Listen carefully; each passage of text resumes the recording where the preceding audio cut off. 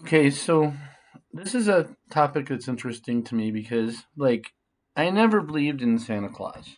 You know, um, if anything, I have like a Spock-like mind.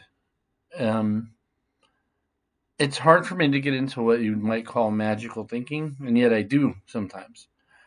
I do believe there's something to that kind of stuff, and this book is. I have talked about this before, on YouTube, but I don't think anybody saw it because I had like 15, 20 followers or something. And so I thought I'd just do another one of these about this because it's a very interesting book. I read it cover to cover a long time ago, and what it talks about is how the Hawaiians perform they're basically prayers. Um, they don't view them as magic spells, but you know, because like I don't like the word magic. It sounds stupid. I don't like the word occult. It doesn't match because occult is like hidden, you know. And I don't like, and the manifestation word just is like the cringiest thing ever. So even though things do manifest, I suppose, but it's just I don't like it. Um, so but what these guys what they did is called them prayers, like the prayers. And they have a view about God that I find very interesting. It's not even incompatible with Christianity. Because, like some people, like let's say the left hand path say, you are God, and some people on the right hand path say, oh my God, God has to do everything. You can't think like that. That's satanic. I've been told that. And from their perspective, it's like, look at your hand. You have a finger, right? Your finger is attached to a hand. Your hand is attached to an arm. Your arm is attached to a body. And your body contains a brain and a heart. And, so therefore your finger is part of you, right? So, yes, we are God in a sense because we're part of God. That's how they view it. And I really like that point of view because it solves the whole puzzle. Because it's like, how could I be a God? And if I'm a God, how come I can't accomplish everything? Like, you know what I mean? So, that their point of view is very cool. And what happened is they're very guarded about like this guy was there in the 1930s and in Hawaii, the guy who wrote this, and he was what you'd call a haole, which is what they call white people. And it was kind of funny because I met a Hawaiian and I said, "Yeah, oh yeah, I'm a haole," and she said to my lady, she's like, "How does he know about that? How does he know about that?" And it's like, "Well, he reads books." She's like, "He's not supposed to know about haoles." It's like, "Well, I do." They call us haoles. It's basically like they don't really like white people. I mean, they were nice to this guy, but they would not give him any secrets. Not at all. They would not give him anything. They wouldn't tell him a thing, but he knew there was something going on. Like he knew they were capable of things. So, but eventually he just decided, like, I'm not getting anywhere. I've been here for like a year and a half, something like that, and I'm just gonna go home to back to LA. And this is like in, like I said, the late 30s. He's just like, I'm just done. They're not gonna tell me anything. And one night, it all hit him. It all hit him in his brain like a light bulb. Um, he realized all their secrets were hidden in their very simple language. And because like Howley means like mouth breather, meaning we don't breathe properly. Like most of us breathe through our mouth. They try to breathe through their nose. Um, I probably breathe through my mouth more. And but anyway, he started because he learned a lot of Hawaiian, you know, their language, and it's not that complex, like compared to like trying to learn French or Spanish even, or it's weird. Languages say a lot about the world, but theirs is simple but profound. Um, so he decoded it. It was like a decoder ring, He and he wrote a book about it, and then he went back to Hawaii and then like told them what he learned, and they're like, people were like, yeah, you're right.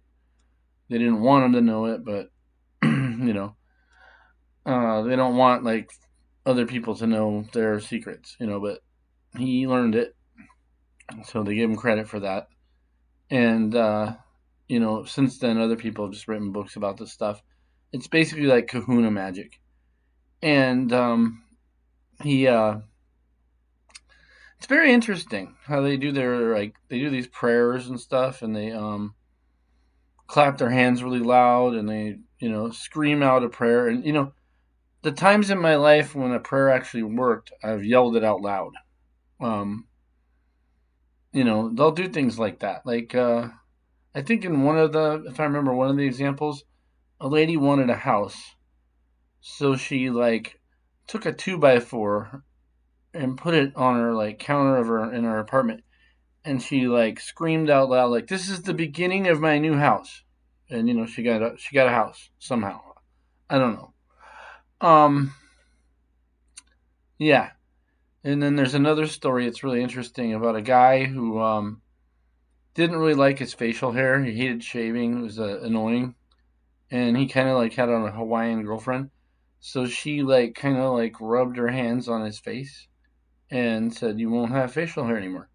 And the problem was he looked too feminine, and he didn't like it because you kind of want that 5 o'clock shadow now and again, as a guy. Um, but it was very interesting. Like they do this stuff. At least they did. But they do curses too. Don't get me wrong. It ain't all positive and love and light. They'll do anything. Um, yeah, I was very fascinated by this book. But yeah, the guy just like came to the realization that like, oh my god, all the secrets to what they do is in their language. And he like wrote this whole book. I think it's like 250 pages or something. Um, it's hard for me to read a book that long these days. I have one that I want to read about chaos magic here. That's another topic for another video. But I like that. I'm very fascinated with that subject too. In fact, that's probably my favorite. But this is really cool too. One of the, I think he's still alive. He's getting pretty old. He's like probably in his 90s now. But he lives in Hawaii. He's a Hawaiian and like a half Hawaiian, half Haole, let's say. And he wrote a bunch of books that I read, and I used to email him, and he would email me back very generously with advice. It would basically be just like keep practicing, keep going, because I was just frustrated. I wasn't getting anywhere with the practices and stuff.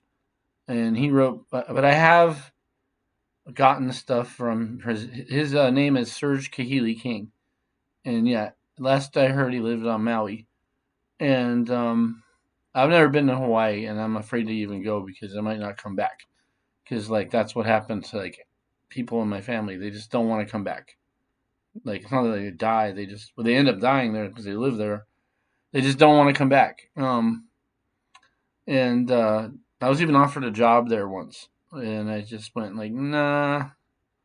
And I'm like, okay, if you help me hunt, if you get me like a pig hunt, like we can hunt a wild boar and roast it and have a luau, I'll do it. And they're like, we can do that, and like, like they really do that.